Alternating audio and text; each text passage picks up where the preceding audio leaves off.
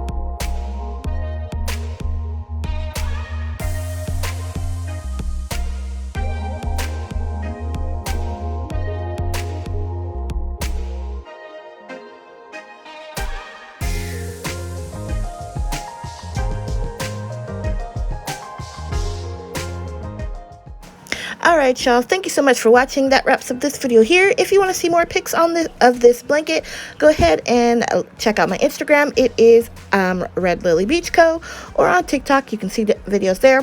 Definitely follow me on Facebook, and we'll see you in the next video. Peace out.